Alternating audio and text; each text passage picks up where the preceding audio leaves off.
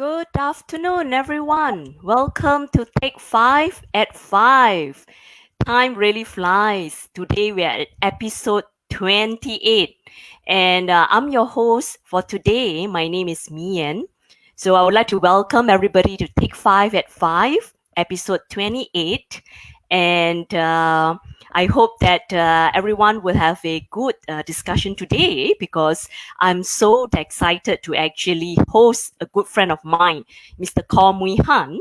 And before I have the privilege of introducing him officially, as a host, I would like to see first, who has joined us for today's session. I see Mr. T. Chi Sing joining us. Welcome, Chi Sing. I think Chi Sing is one of our regular audience, and I'm sure many more audience will join us today. So, but nevertheless, let me do my official duty as a host to introduce Mui Han to the audience of Take 5 at 5. Mui Han is actually a principal consultant of Change Dynamic Consulting that specializes in people and organizational transformation consultancy service. Mui Han definitely has lead a lot of diverse consulting and training assignment across different industry. And Mui Han actually come with a lot of rich background.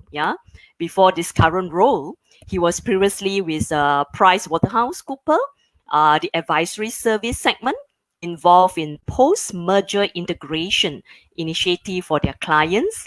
And he was also leading strategy alignment for project delivery partner for our Malaysia MRT SSP line, which is the MMC Gamuda project, and it spanned over 7 years. So rightly so, excellent speaker that's going to talk about our today's topic, top 3 reasons why strategic change program fail. So definitely Mui Han will be able to give us a lot of insight into this topic. So let me have the privilege to welcome Mui Han to the show. Mui Han, over to you. Hi everybody. Nice to be on Take 5 at 5 finally. I was just joking with both Jack and Miyen. It feels funny to be on this side since I run show daily on the other side.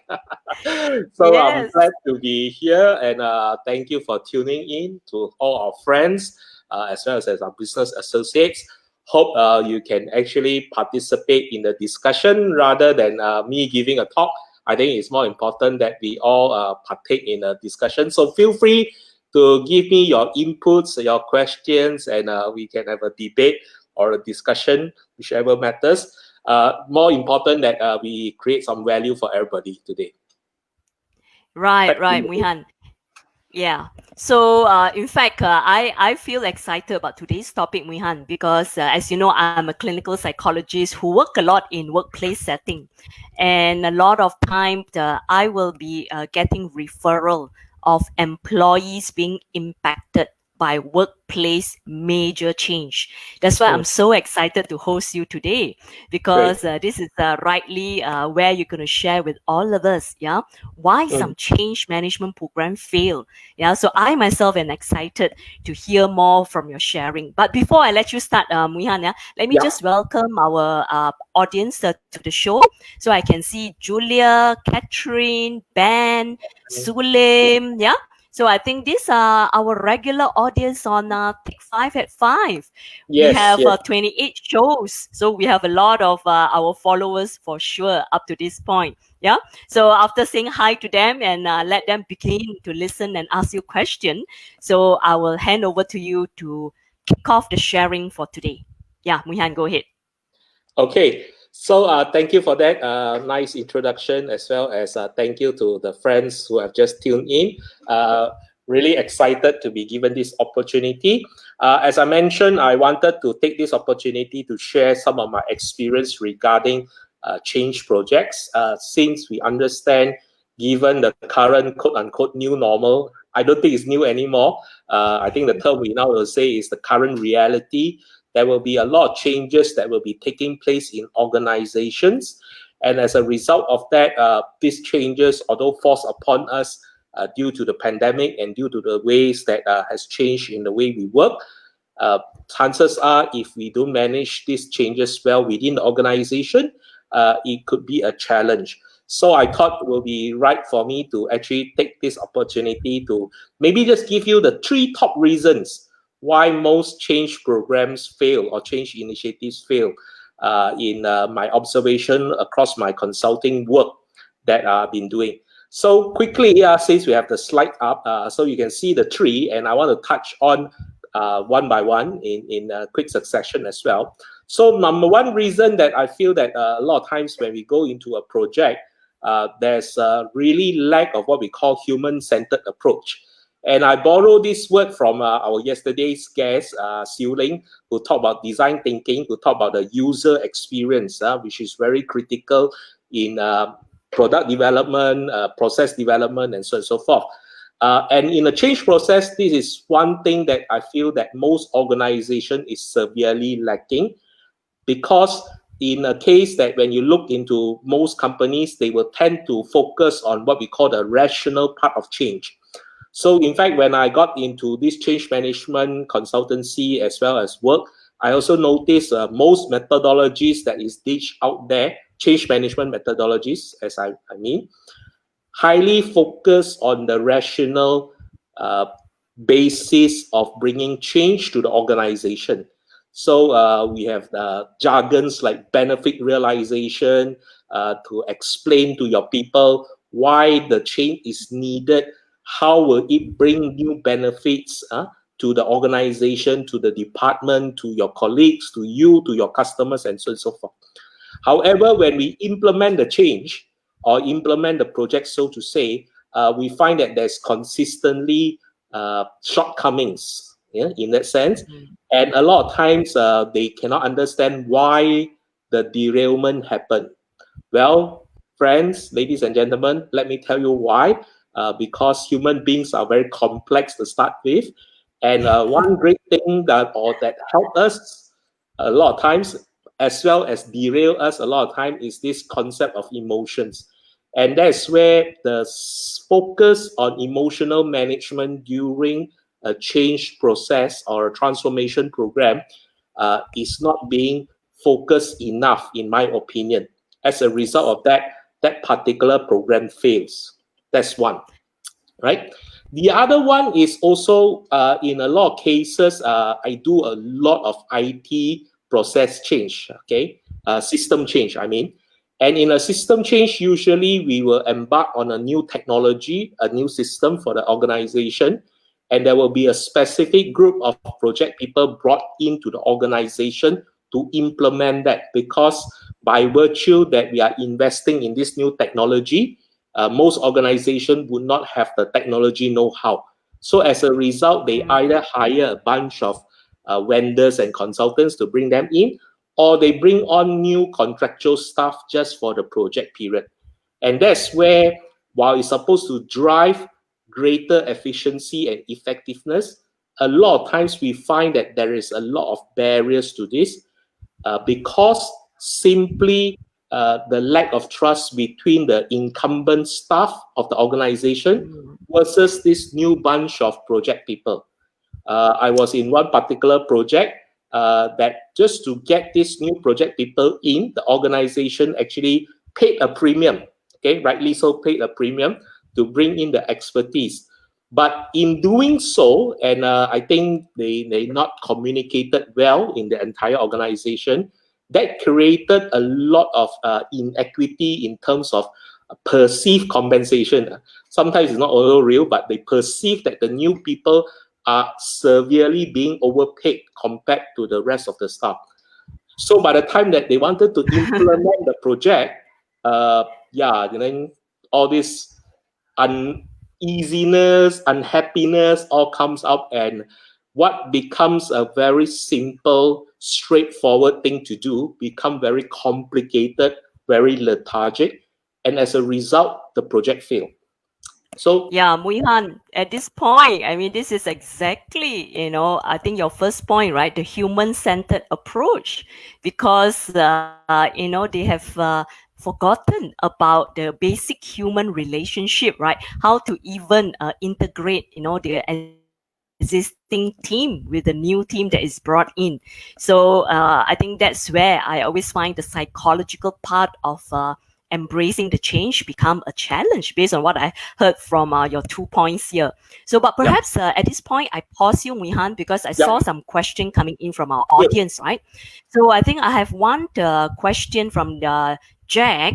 He asks, should change management come from top down or bottom up? So I think that is a very popular question that is in a lot of people's mind. What would be your answer to that? I think in most organizations, thank you for that question, Jack. In most organizations, change actually happens top down because, rightly so, in any methodology, we will always talk about your sponsor for your change program and Yeah. initiative. And that sponsor usually is senior management, either could be the board of directors, the C-suite, or even the management team. So if you ask me, it tends to happen top down. But Yeah. one thing we can emphasize here is while the change may happen top down, the change agent could be bottom up, right? Yeah. So this Yeah. is one thing that I realize most organizations, especially in our context in Malaysia, or I can generalize for that in Asia, we tend to focus on nominating change leaders or change agents based on the organization chart. So by hook or by crook, Mm. as long as you are the head of department, you'll be identified as a change agent. Notwithstanding the fact that probably you are the worst change agent or change ambassador in terms of quality of being a change agent. You yourself probably won't believe in the initiative, but being forced down upon you by your boss, you either drag your feet or you quote unquote sabotage it. So to me, Yes. that particular thinking need to move on with identification of people of influence, and people of influence may not hold positional power. They may hold influential power. They could be not a HOD or they could not be a manager. They could be just a supervisor or assistant Yes. manager. But if they are able to communicate and draw a indirect or informal influence with a group of people, this will be the ideal change agents. So on Yes, that Muihan. score, it will be a bottom Yeah. up. Yeah, I mean, we had excellent point because the change agent would be the one that's doing the behind work, the unseen work to actually get the majority of the employee population to buy in. Because any change initiative, if there's no buy-in from so-called the bottom, we are talking about the top leader, shock sendiri, cakap Yeah, cakap, but it's not going to be executed by the rest of the population if they don't buy in. Yeah, they don't understand, yeah, like you say, the rational part of the change, or they understand the rational part of change, but psychologically they were not given a time to digest or even to say goodbye to the old way before they learn the something new that the organization wants to implement, isn't it, Mihan? yeah, true. Yeah. Yeah, let me glance at any the audience whether any question. Yeah, so not question, but Muihan, one of yes, our audience, Trailing, actually brought out important point about the leader walking the talk. Yeah, exactly what you say, right? More Yeah. majority top down, but whether the top down person really walk the talk clearly to the rest of the population. Yeah. So yeah, let's continue the rest of the point. Especially we are still at the reason for the program failing, right? We haven't finished on that. Yeah, Muihan, go ahead. Yeah, so my second point is on top of alignment. I think alignment is something that most organizations take for granted uh, Mm, because at the senior leadership level, the assumption is everybody knows what to do and will do the right thing, which in, I would say, 95% of the time, it is true. Unfortunately, somehow the tribal feeling will always happen within the human psyche, I would say. Since you're the psychologist, maybe we will tend to protect our own tribe. And in organization's case, the tribe here then refers to your department, to your division, or even to your unit. It could be smaller in that sense. That is where we find that the silo mentality is very prevalent. And a lot of times, head of departments or head of divisions will then plan their own progress or plan their own action plans for the change to happen without considering how it will impact another party, another department. That is where we found from our years of experience, without a structured alignment system or framework, chances are the misalignment will happen. And a lot of times, what you do within your department and division may be counterproductive to another colleague in another department or division. So that's point number 2 that we wanted to talk about in terms of lack of structured alignment. Okay. Yeah, Mui Han, I have seen in organization that I have supported, because usually when I'm called in is because conflict management, so on and so forth. What was clear to me is that during a change management, the turf protectiveness, exactly like you say, without them consciously knowing, each of them are protecting their own turf. Yeah, my division, my department, right? So, and at the end, like you say, without a structured alignment, this whole change process is going to fail. Yeah, it's going to get stuck here and there. Why is it not flowing as per our master plan? Yeah, so I've seen that for myself, has happened in organization that I have supported. At this point, I will also look at our audience question. Yeah, Mr. Chong Sulim has actually, let me see, this is probably a sharing. Yeah, let's see what Sulim has shared with us. Specifically for IT transformation initiative, my experience has been that implementation without a strong change management component were less effective compared to those where change management was planned and embedded in the whole project methodology. Rightly so, Sulim. Thank you. Thank you for enhancing the point that Mui Han was, sharing about these 3 reasons why it failed in the first place. Yeah.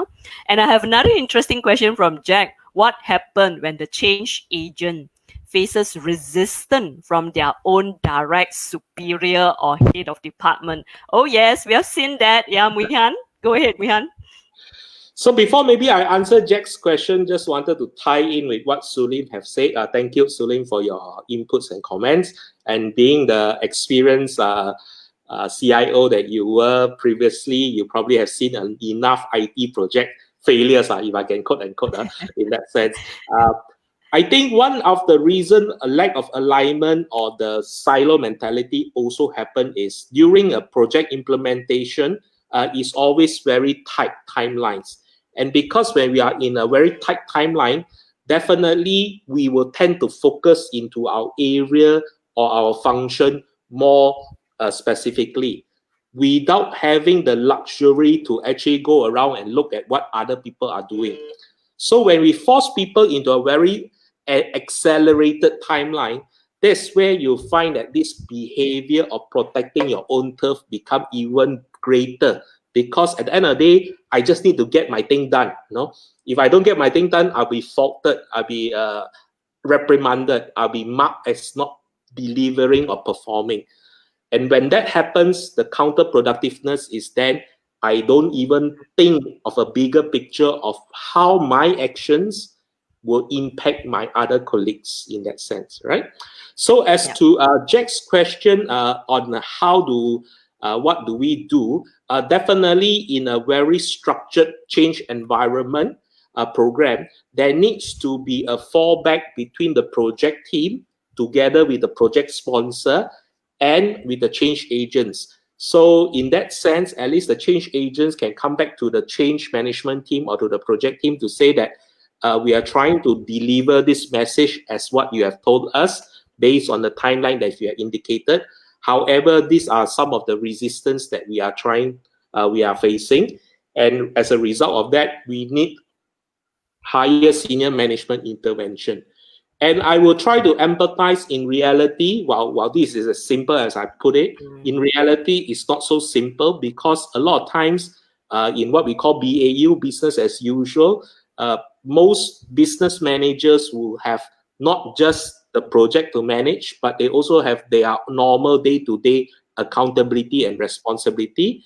On top of that, they probably be, I've seen in some multinationals, they be in three improvement projects concurrently.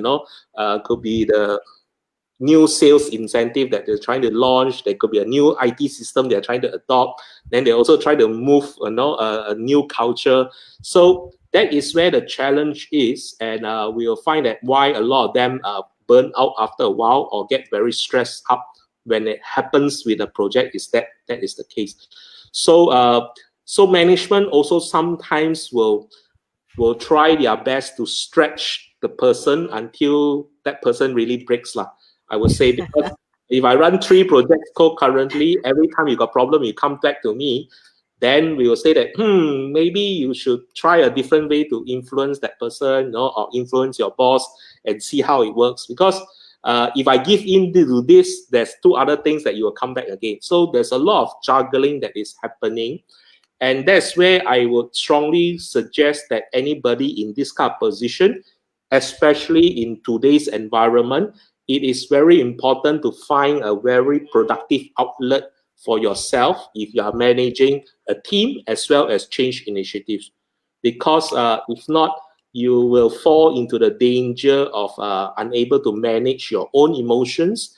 And if unchecked, will lead to burnouts and stress and even sometimes depression. We have seen so many of that. So many Yeah. people post project Yes. somehow either leave the job or get into sickness and health issues, which is very, very unfortunate. I don't think Yeah. any job or project is worth dying for, in my personal opinion. Yeah, so Muihan, that's exactly my work, right? So I will be seeing the burnout one, the breakdown one, after they have worked so hard to carry through the change management project, isn't it? Yeah. So definitely, we want to hear from you. So what are the, key success factor then, for this change transformation program to work? Yeah. So what do we do right? Let's Yeah. let's talk about what do we do right.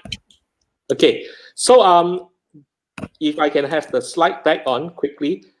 Before we, can I just backtrack a bit one more, like then I will quickly finish up the point. Thank, yeah. So the third one actually I didn't talk about was actually the changes in technology, which I wanted to highlight because a lot of times senior management will take some time to make decision to invest in technology. And by that time happens, a lot of times we see the technology has already changed or obsolete. So Mhm. because of that, whatever that's supposed to help you no longer help you or become less effective. So this is also one of the reasons why we need our leaders to be more crisp and sharp and making those type of decisions. I would say lah. So these are the three key reasons happens because the technology is always the enabler, but the enabler sometimes slow to come in or come in later, or it could be the reason for change itself. And that is the one that always become the problem.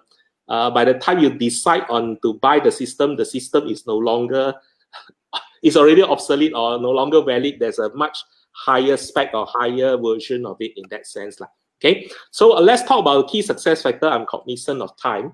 Uh, can I have the next? Yeah. So the three things I want to suggest that actually will help a transformation program. It still starts with leadership behaviors, and leadership behaviors here is very critical. And I think many of our previous speakers on Take 5 at 5 had covered Yeah. leadership. But I wanted to specifically talk about a few areas. Leadership to drive alignment, leadership to drive collaboration, and of course, leadership, the last one, to drive what we call intellectual humility. So a lot of times when we are in a big project, I realize we have a lot of expert, we have a lot of experienced people. I was in this project, and every meeting I go to, the HOD or the senior manager will sit down with me. Suppose we have 1 hour meeting, he will spend or she will spend 30, 40 minutes to tell me how many big projects they have done, what is their great experience, quote unquote, how smart they are, and so on and so forth. Then you come to realize if all of the team members also talk like that, hence why when they come to a bigger group, they got this challenge. They hardly able to listen to each other because everybody is an expert in their own right. And I think yesterday we talked about during design thinking, we're tuning into ceiling. Let's talk about that. It is good to not know everything, or you got to accept that as a leader, you don't know everything. And in this case, this is the particular point that we want to drive in the new leadership behavior. Intellectual or professional humility is important and critical in moving forward. Without that, a lot of times there's a lot of blind spot that you and I don't see as a leader.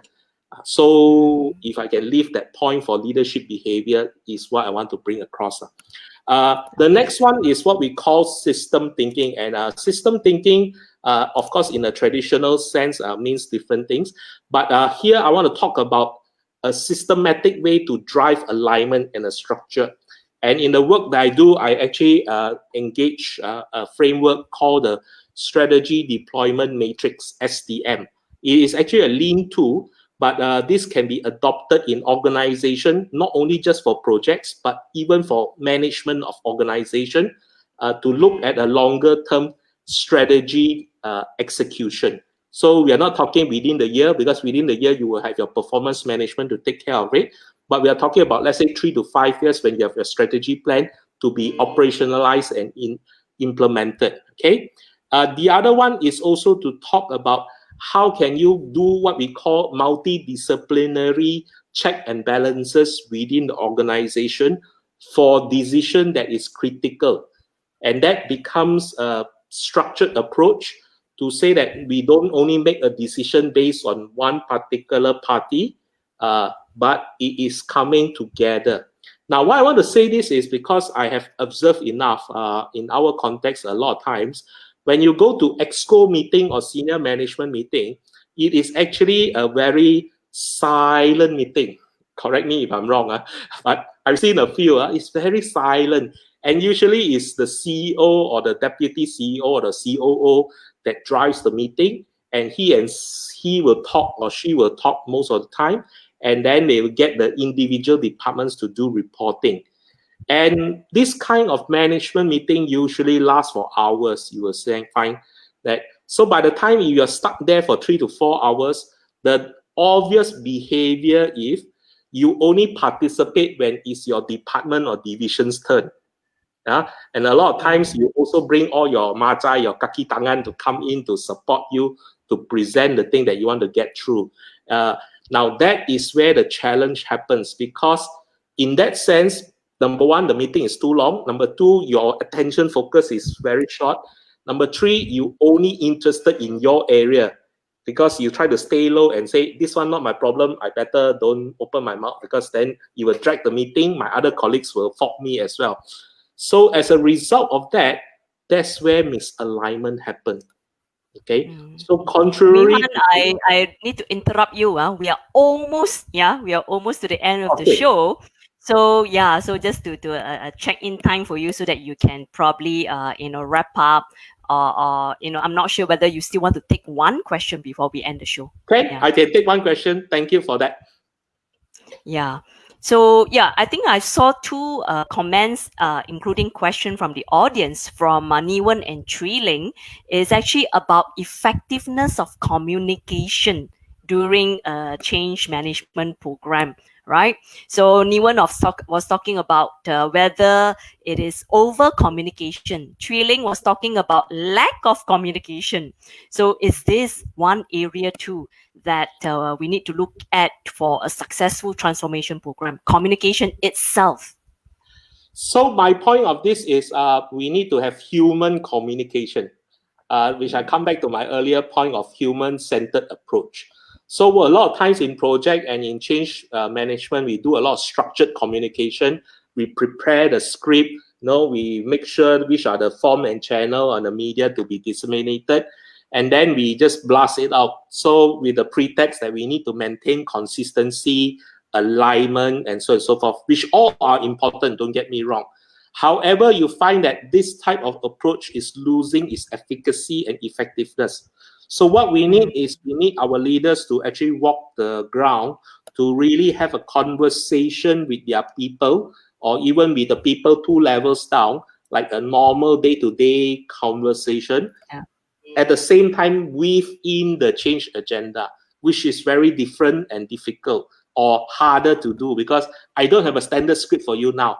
Now you're supposed to go down there and say, hey, how are your day? By the way, what it troubles you? Oh, it's because of the system. You say, this is what we are trying to do within. So that kind of conversation, I find that is actually severely lacking in most organizations. Yeah, what would be one or two key point, Mui Han, for the audience to take away today? Yeah, I'm mindful because my producer will probably be checking on me. Yeah, we are Yep, overshooting our 30 minutes. So perhaps correct. in the So next sorry. 2 minutes, no worry, 2 minutes, we can still stretch 2 minutes for Mui Han to share with us what would be the takeaway, from today's sharing for all of us.